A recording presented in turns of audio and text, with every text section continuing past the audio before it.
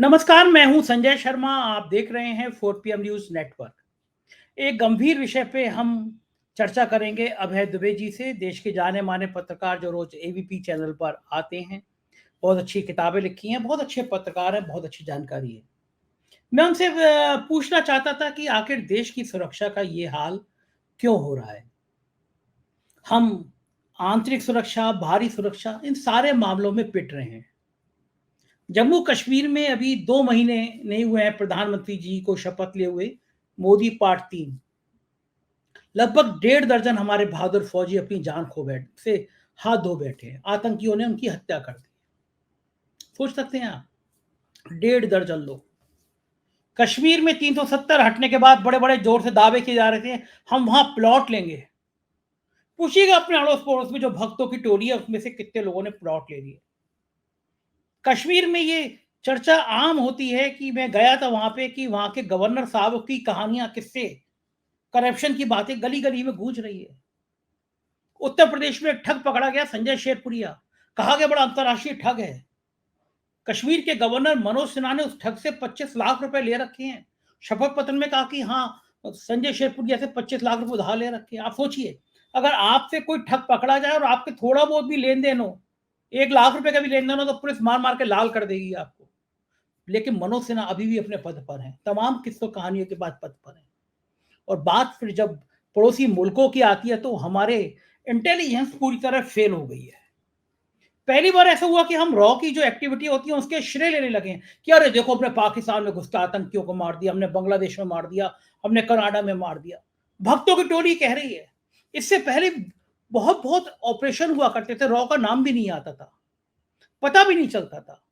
कल मैं सेना के एक बहुत बड़े अफसर से बात कर रहा था, उन्होंने कहा सर्जिकल स्ट्राइक पहले भी होती थी, लेकिन मंचों पे बात नहीं की जाती थी सर्जिकल स्ट्राइक पे।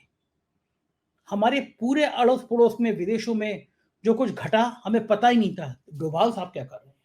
मोदी जी के दुलारे राष्ट्रीय सुरक्षा सलाहकार क्या पिक्चर बनवाने में व्यस्त हैं? बेटी के कारोबार में व्यस्त हैं? ये तमाम मुद्दे में अभय दुबे जी से पूछे। बहुत गंभीर चर्चा है, देश हित में चर्चा है, देश को जानने का अधिकार है, इसलिए चर्चा है, जरूर सुनिएगा।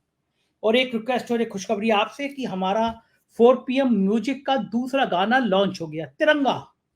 हमारी जान, हमारी आन, हमारी बान, हमारा स्वाभिमान है तिरंगा। हमने तिरंगा के ऊपर एक बहुत अच्छा गाना शूट किया, महाराष्ट्र में हमने शूटिंग करी। 4 PM म्यूजिक को बहुत ज्यादा पसंद किया गया। हमारा पहला गाना वंदे मातरम, उसको लाखों लोगों ने देख लिया। 4 PM म्यूजिक का ये बड़ोस में लोगों है, आपसे रिक्वेस्ट है कि अगर आपने 4 PM म्यूजिक कभी ज्वाइन नहीं किया है, तो अपने यूट्यूब पे 4 PM म्यूजिक डालिए और जरूर सब्सक्राइब करिए। और वंदे मातरम और तिरंगा, इन दोनों गीतों को जितने अपने दोस्त हैं उन सब तक जरूर भेजिएगा। चलते हैं अभय दुबे जी के पास। चैनल को ज्वाइन कीजिएगा, सब्सक्राइब करिएगा और अभय जी की बात सुनिए। 4 PM न्यूज नेटवर्क में आपका स्वागत है अभय दुबे जी। कई सारी घटनाएं ऐसी घट रही हैं देश की सीमाओं पर, देश के भीतर, जिस पर चिंता होती है। धारा 370 हटाने के बाद दावा किया सरकार ने कि अब तो आतंकवाद की कमर टूट गई, आतंकवाद खत्म हो गया। लेकिन अभी मोदी सरकार पार्ट 3 में ही 1.5 दर्जन बहादुर सैनिक हमारे फौज के कश्मीर में उनकी मृत्यु हो गई है, आतंकी हमलों में मौत हो गई। रुक नहीं रहा सिलसिला। बांग्लादेश में इतना बड़ा मूवमेंट खड़ा हो जाएगा, हमारा इंटेलिजेंस फेल था, हमें पता ही नहीं था। वरना शेख हसीना को बुला के हम ये कदम उठाते नहीं, कोई रास्ता और निकाल सकते थे। पूरा बांग्लादेश हमारे खिलाफ हो गया। पड़ोसी मुल्कों से हमारे संबंध खत्म हो गए। सेना में अग्निवीर जैसे मुद्दे को लेकर एक बहुत बेचैनी पैदा हो गई। इन सारे सुरक्षा कारणों पर एक इंडियन एक्सप्रेस पे लेख छपा है, आपने भी पढ़ा होगा। क्या डोभाल साहब आराम फरमा रहे हैं? डोभाल साहब पिक्चर शूट कराने में व्यस्त हैं? डोभाल साहब अपने ऊपर पिक्चर बनाने में बिजी हैं, या बेटे के कारोबार देखने में बिजी हैं? ये देश की सुरक्षा पे इतना बड़ा खिलवाड़ क्यों हो पा रहा है? क्योंकि आज जो लेख है इंडियन एक्सप्रेस में, वो आंखें खोलने वाला है। आपका क्या मानना है? देखिए, अजित डोभाल साहब कभी विदेश सेवा के अफसर नहीं रहे। ये तो एक हकीकत है। अजित डोभाल साहब तो आईपीएस थे, इंडियन पुलिस सर्विस में थे, और इंटेलिजेंस ब्यूरो के चीफ भी रहे हैं वो। और जो जासूसी विदेशों में कुछ भारत की जो जासूस भेजे जाते थे, या जो भारत की गुप्तचर प्रणाली है, उसके ऊपर उनका उन्हें अच्छी जानकारी है। और उस मामले में मैं उन्हें मानता हूं कि उन्हें दक्ष कहा जा सकता है। लेकिन जो राष्ट्रीय सुरक्षा सलाहकार का पद होता है वो पद मुझे लगता है कि किसी विदेश सेवा के अफसर के पास होना चाहिए, क्योंकि वो तभी समझ पाएगा कि आखिरकार जो करना क्या है उसे। आप मुख्य तौर पे देखिए, विदेश सेवा के जो राष्ट्रीय सुरक्षा सलाहकार होता है उसकी ड्यूटी क्या होती है, उसका मैंडेट क्या होता है, वो प्रधानमंत्री की किस काम में मदद करता है। वो आंतरिक और बाह्य सुरक्षा में प्रधानमंत्री की मदद करता है, आणविक ऊर्जा एटॉमिक एनर्जी के बारे में नीति बनाने में प्रधानमंत्री की मदद करता है। उसके बाद में अंतरिक्ष से संबंधित जो नीतियां होती हैं उसके संबंध में प्रधानमंत्री की मदद करता है, और प्रतिरक्षा नीतियों में प्रधानमंत्री की मदद करता है, और विदेश नीति में प्रधानमंत्री की मदद करता है। तो अब आप इसमें देखिए, इसमें कई चीजें ऐसी हैं जो कि मैं मानता हूं कि जो अजित डोभाल की बुनियादी योग्यताएं और प्रशिक्षण है उससे परे चली जाती है। अब जरा इसको आप थोड़ी देर के लिए, इस विश्लेषण को थोड़ी देर के लिए अलग रख दीजिए। मैं एक दूसरी बात पे आता हूं। हमेशा भारत में राष्ट्रीय सुरक्षा सलाहकार का पद नहीं होता था। ऐसा नहीं है कि आजादी की बात से ही इंदिरा गांधी के जमाने में या जवाहरलाल नेहरू के जमाने में राष्ट्रीय सुरक्षा सलाहकार का पद नहीं होता था, कोई एनएसए नहीं होता था। एनएसए 1999 में पद बना, और 1999 में न केवल राष्ट्रीय सुरक्षा सलाहकार का पद बना, बल्कि एक नेशनल सिक्योरिटी काउंसिल बनाई गई, एक राष्ट्रीय सुरक्षा परिषद बनाई गई, और उसी के साथ में राष्ट्रीय सुरक्षा सलाहकार का उसके अंदर पद का सृजन किया गया, और नेशनल सिक्योरिटी काउंसिल सेक्रेटरिएट तैयार की गई।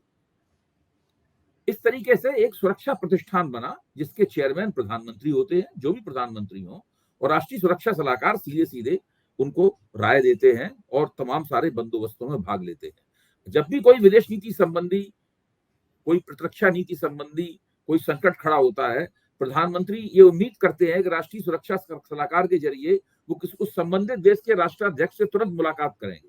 यानी राष्ट्रीय सुरक्षा सलाहकार उस संबंधित देश के जो दूसरे उनके समकक्ष अफसर हैं उनके साथ सीधे संपर्क में रहते हैं, हॉटलाइन पे, और वो फटाफट उस प्रधानमंत्री से उनकी बातचीत कराते हैं ताकि अगर कोई विदेश नीति संबंधी संकट आया है तो उस संकट का निवारण किया जा सके। अब हो क्या रहा है कि 2021 में 15 अगस्त 2021 को जब भारत में 15 अगस्त मनाया जा रहा था, उसी वक्त प्रधानमंत्री वहां लाल किले के ऊपर वो झंडारोहण कर रहे थे 2021 में, तभी अफगानिस्तान में राष्ट्रपति अशरफ गनी पलायन कर गए वहां से, और उनकी जगह तालिबान ने सत्ता के ऊपर कब्जा कर लिया। हमारे राष्ट्रीय सुरक्षा सलाहकार को इस बारे में कुछ भी नहीं पता था। भारत का जो सुरक्षा प्रतिष्ठान है वो सोता हुआ रह गया। हम सब लोग चौंक के जगह कि ये क्या हो रहा है। इसके बाद में ये बात यहीं तक नहीं रुकी, इससे इन लोगों ने कोई सबक नहीं सीखा। 17 नवंबर 2023 को मालदीव में इब्राहिम सोलिह, जो वहां के राष्ट्रपति थे, जो भारत समर्थक राष्ट्रपति थे, वो चुनाव हार गए और उनकी जगह प्रेसिडेंट बने मोहम्मद मुइज्जू की नीति ये थी कि भारत विरोधी नीति थी, और उन्होंने ऐलान किया कि उन्होंने पहले से ऐलान कर रखा था कि राष्ट्रपति बनते ही भारत की जो यहाँ पे फौज है, जो लोग हैं, ये सबको यहाँ से निकाल लेंगे मालदीव। और वो सिलसिला उन्होंने शुरू कर दिया। एकदम पूरी भारत विरोधी सरकार है वो, और एक एक भारत के सैनिक और भारत की जो फौजी उपस्थिति वहां पे थी, सबको वहां से हटा दिया गया है। सब लोग वापस भारत लौट आए। इस वक्त मालदीव पूरी तरीके से भारत की जो ऑर्बिट है, भारत की कक्षा जो है, उससे पूरी तरीके से बाहर है। ये भी हमारे राष्ट्रीय सुरक्षा प्रतिष्ठान को कुछ भी नहीं पता था। यानी उसको पहले से अंदाजा होना चाहिए था कि वहां के जो इब्राहिम सोलिह हैं वो चुनाव हारने वाले हैं और मोहम्मद मुइज्जू चुनाव जीतने वाले हैं। इसके लिए कोई पेशबंदी, कोई बंदोबस्त, किसी किस्म का कोई इंतजाम, किसी किस्म का कोई तैयारी हम लोगों ने नहीं की। इसके बाद आ जाइए 5 अगस्त 2024 को। लंबे अरसे से बांग्लादेश के अंदर छात्रों, नौजवानों और बेरोजगारों का आंदोलन चल रहा था, और आंदोलन हुआ आरक्षण के सवाल पे था, लेकिन जब सुप्रीम कोर्ट ने भी आरक्षण को केवल 3% में सीमित कर दिया, फिर भी वो आंदोलन चलता रहा। उसके बाद वो डेमोक्रेसी के सवाल पर, लोकतंत्र के सवाल पर आंदोलन चला। भारत का जो सुरक्षा प्रतिष्ठान था, जिसकी बांग्लादेश में प्रचुर मौजूदगी थी, वो सुरक्षा प्रतिष्ठान मानता रहा कि शेख हसीना इस आंदोलन से निपट लेंगे। उसे ये अंदाजा नहीं हो पाया कि बांग्लादेश की पुलिस और बांग्लादेश की फौज दोनों ही, पुलिस अक्षम हो गई है इस आंदोलन को कुचलने में, फौज कुचल सकती थी लेकिन फौज शेख हसीना की बात मानने से इनकार कर देगी। फौज ने शेख हसीना का ऑर्डर मानने से इनकार कर दिया, बावजूद इसके कि बांग्लादेश के जो थल सेना अध्यक्ष थे जनरल वकारुज्जमा, वो शेख हसीना के नजदीकी रिश्तेदार थे, उनकी भतीजी से उनकी शादी हुई है, भतीजी उनकी पत्नी है। जब हसीना उन्होंने आदेश किया कि भाई आप इस आंदोलन से निपटिए, छात्रों वात्रों को ठिकाने लगाइए, तो वो गए वहां पर, कहा कि अब आप यहाँ से निकल लीजिए, आपका बचना मुश्किल है, बात पूरी तरह हाथ से निकल गई है। और शेख हसीना वहां से हेलीकॉप्टर उन्होंने मुहैया कराया, वहां से बैठकर आजकल मेरे घर के पास ही हिंडन है, यहाँ पे शेख हसीना टिकी। तो अब आप इसको, यहां भी भारत के सुरक्षा प्रतिष्ठान को कुछ नहीं पता था, और ऐसा तब है जबकि भारत का सुरक्षा प्रतिष्ठान अतीत के किसी भी सुरक्षा प्रतिष्ठान के मुताबिक विस्तृत और बहुत बड़ा है। जो राष्ट्रीय सुरक्षा परिषद बनी थी, उस राष्ट्रीय सुरक्षा परिषद की जो सेक्रेटरीट थी, उस सेक्रेटरीट में नरेंद्र मोदी के जमाने में एक होता है राष्ट्रीय सुरक्षा सलाहकार और 4 डिप्टी एनएसए और होते हैं, 4 डिप्टी एनएसए उसमें काम करते हैं। और अभी 2024 में जब तीसरी बार प्रधानमंत्री ने शपथ ली, नरेंद्र मोदी ने शपथ ली, उसके बाद उन्होंने उसमें एक एडिशनल एनएसए भी शामिल कर दिया। यानी अब कुल मिलाकर देखें तो 6 एनएसए हैं। उसमें Ajit Doval national security adviser है, उनके नीचे 4 डिप्टी उप नेशनल सिक्योरिटी एडवाइजर है, डिप्टी नेशनल सिक्योरिटी एडवाइजर है, और एक एडिशनल नेशनल सिक्योरिटी एडवाइजर है। 6 आप देखिए, 6 नेशनल सिक्योरिटी एडवाइजर हैं व्यवहारिक रूप से। लेकिन ये लोग न तो अफगानिस्तान में होने वाले सत्ता परिवर्तन को भांप पाए, न ही ये मालदीव में होने वाले सत्ता परिवर्तन को भांप पाए, और न ही ये ढाका में जो जबरदस्त संकट उभरने वाला है, जो अभी तक भारत के गले में शेख हसीना पत्थर की तरह लटकी हुई है, न उसको वो भांप पाए। इस तरह स्पष्ट रूप से, मतलब इस बात में अब कोई शक नहीं रह गया है कि भारत का सुरक्षा प्रतिष्ठान बिल्कुल बेकार साबित हुआ है। इसके अंदर फौरन ही इसको नीचे से ऊपर तक बदलना चाहिए, इसकी एक ओवरहॉलिंग होनी चाहिए, इन सब लोगों को बदला जाना चाहिए, और अच्छे लोग जो भारतीय विदेश सेवा के कोई योग्य अफसर हों, उनको इन सब लोगों को हटा के उनकी जगह लाया जाना चाहिए। ये लोग पूरी तरीके से विफल साबित हो चुके हैं, साल दर साल इनकी विफलताएं हम लोगों के सामने आ रही हैं। और इस पूरे प्रकरण को जो विख्यात राजनयिक हैं और विदेशी मामलों पर अखबारों में लगातार लिखते रहते हैं, टीवी पर लगातार टिप्पणी करते रहते हैं, अत्यंत वरिष्ठ और सम्माननीय है विवेक काटजू, उन्होंने इसको पूरी तरीके से बेनकाब कर दिया है, और एक एक बात खोलकर उन्होंने इस बात को लिखा है, जिससे ये सब बातें स्पष्ट हो गई हैं कि हम लोगों की समस्या दरअसल है क्या। जब तक ऐसे लोग सुरक्षा प्रतिष्ठान के इंचार्ज नहीं होंगे जिनकी आंखें और कान खुले रहें।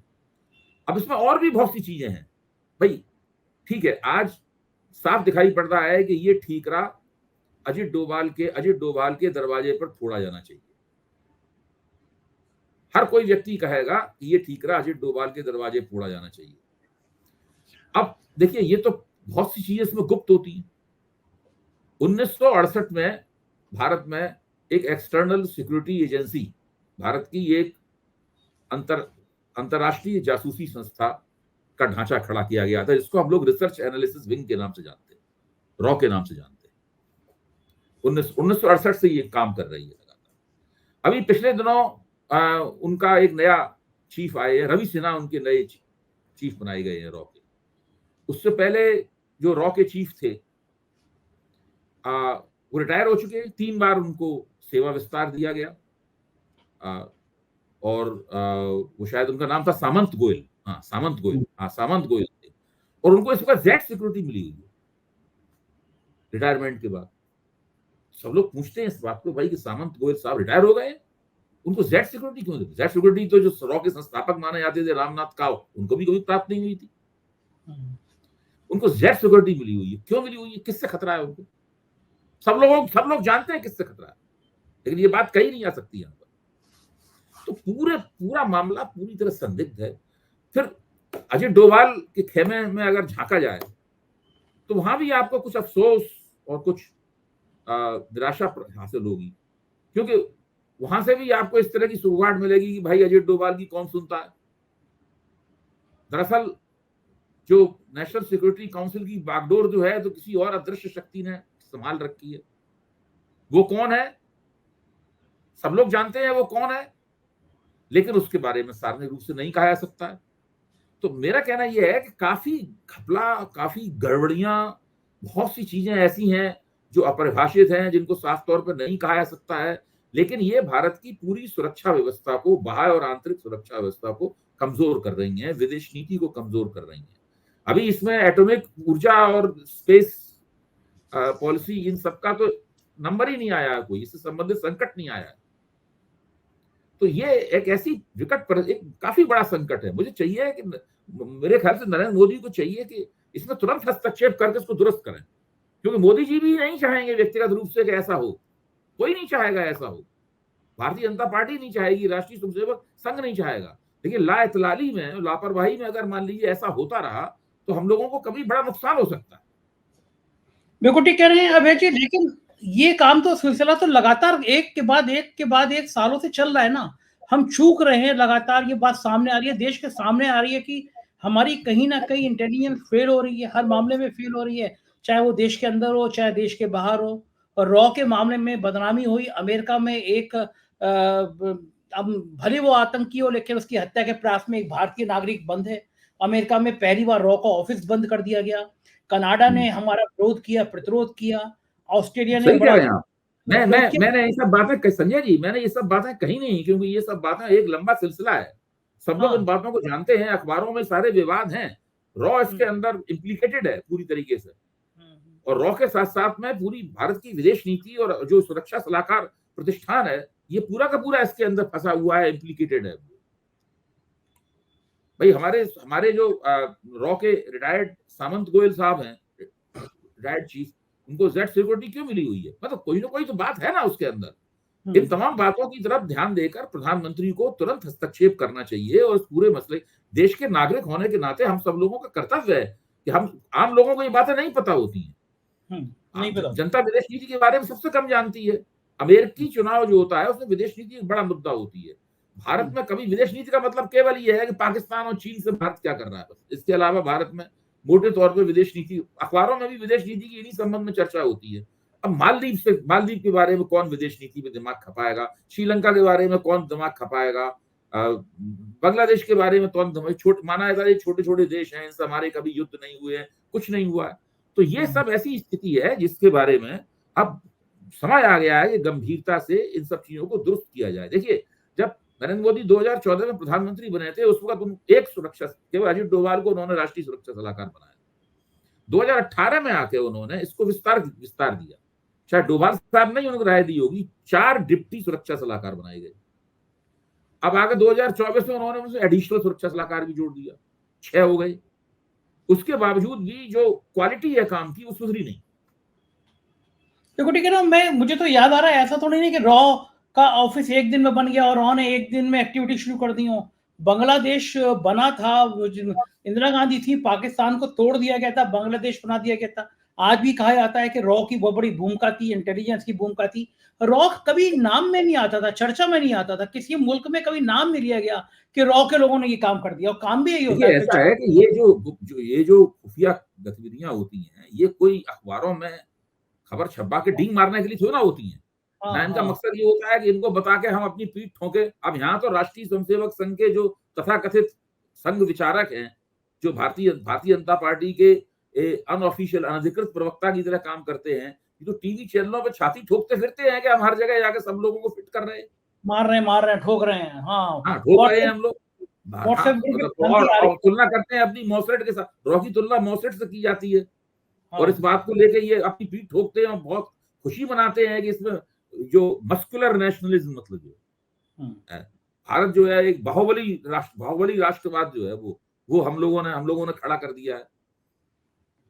जबकि स्थिति यह है कि पड़ोस के देशों की राजनीति किधर जा रही है, इसका अनुमान तक नहीं लगा पा रहे हैं। लेकिन मूर्ख और शेखीखोर किस्म के तमाम प्रवक्ता सार्वजनिक जीवन में डींगे मारते हुए घूमते हैं, वोट तब भी नहीं मिल रहा है। वोट कम होता जा रहा है। मतलब दुर्भाग्य ये है, इसके बावजूद अगर ये सब कहने से कुछ वोट बढ़ जाते, वो भी नहीं बढ़ रहे हैं। वो भी नहीं आ रहा है। मैं ये कह रहा हूँ कि इससे पहले भी लॉ ये करता था, इससे पहले भी लॉ करता था, विदेशों में बड़े ऑपरेशन हो जाते थे, कभी कोई जिक्र नहीं हमेशा करता था। कौन देखिए, आप रॉ के किसी अफसरों से निजी तौर पर बातचीत करें, वो यही कहते हैं कि भाई हम कोई वोट, हमारे कामों के जरिए वोट अपना राजनीतिक प्रभाव बढ़ाने की कोशिश नहीं करनी चाहिए। इससे हम सब लोग फंस जाते हैं। ये तो उनके खिलाफ जाती है ये बात। ये हाँ, और क्या आप ये कहेंगे कि हमने पाकिस्तान में 2 आतंकी मारने में रॉ का हाथ था, जो बदनामी है, देश की बदनामी है। लेकिन यहाँ तो म्यांमार में, ये बर्मा में, कहीं पे भी छोटी-छोटी सी कोई घटना हो जाए तो हम लोग बड़ा शेखी करते हैं। और तो और मुझे तो याद आ रहा है कि ऐसा थोड़ी ना है, सेना के एक बहुत बड़े अफसर से मेरी बात हो रही थी कल। वो कह रहे थे कि ऐसा थोड़ी ना है, बहुत बड़े अफसर हैं। वो कह रहे हैं कि सर्जिकल स्ट्राइक कोई पहली बार थोड़ी ना हुई थी, हिंदुस्तान में जाने कितनी बार करी थी। लेकिन ये पहली बार हुआ कि सर्जिकल स्ट्राइक की चर्चा मंचों पे होने लगी, वोट मांगने के लिए। भाई, सर्जिकल स्ट्राइक के नाम पर चुनाव लड़ा। एक उड़ी वाली सर्जिकल स्ट्राइक पे फिल्म बनवाई इन लोगों ने, फिल्म बनवाई। वो फिल्म सुपरहिट साबित हुई। उसमें प्रधानमंत्री नरेंद्र मोदी का किरदार भी है, उसमें अजय डोभाल का किरदार भी है, उसमें परेश रावल ने किया है। वो हर एक बात करने के बाद एक टेलीफोन तोड़ता, एक मतलब सेल फोन तोड़ के फेंकता है। बगल में एक आदमी झोला लिए चलता रहता है, उसमें सेल फोन, बिल्कुल जोकर की तरह अजय डोभाल को उसने पेश किया है उसके अंदर। वो अभी भी मैं कल परसों देख रहा था, वो एक बात करता है और उसको तुरंत सेल फोन तोड़ देता है, और फिर वो बगल में एक आदमी झोला लिए चलता रहता है, उसमें टूटा हुआ सेल फोन डाला जाता है। मैं कल परसों में देख रहा था, कोई और पिक्चर फिर डोभाल साहब पे बनने। वही मैं कह रहा हूँ, आपका फोकस केवल शेखी बनाने पे, केवल फिल्में बनाने पे है, या फिर देश की सुरक्षा में करने पे, ये चीज नहीं तय हो पा रही। सर्जिकल स्ट्राइक को ऐसा मुद्दा बना दिया गया, चुनाव लड़ लिया गया, और सेना की हालत यह है कि सेना को अग्निवीर के मुद्दे पे खड़ा कर दिया गया। सेना के अंदर क्रांति जैसी स्थिति, मतलब गुस्सा बहुत बढ़ गया सेना में। अब आप सारे केंद्रीय बल जो है, सीआरपीएफ में कोटा, बीएसएफ में कोटा, आप सेना के ट्रेंड अफसर को, महीने के ट्रेंड वाले को यहाँ पे आके इन सेंट्रल फोर्सेज में कोटा देंगे। ये परंपरा भी तो खराब शुरू कर रही है सरकार। चिंता क्यों नहीं करती सरकार इस मुद्दे पर? असल में है क्या कि जो नरेंद्र मोदी जब से प्रधानमंत्री बने हैं, अब तो 10 साल से ऊपर हो चुके हैं, 11वीं साल चल रही है, तब से इन्होंने हर चीज का राजनीतिकरण कर दिया। देखिए, विदेश नीति का राजनीतिकरण कभी नहीं किया जाना चाहिए। आपकी जो एक्सटर्नल एस्पियनेज है, यानी विदेशों में जो आपकी गुप्तचर्या है, विदेशों में जो आप जासूसी कराते हैं अपने राष्ट्रीय हितों को सिद्ध करने के लिए, राष्ट्रीय हितों को पूरा करने के लिए, उसका कभी भी राजनीतिकरण नहीं किया जाना चाहिए।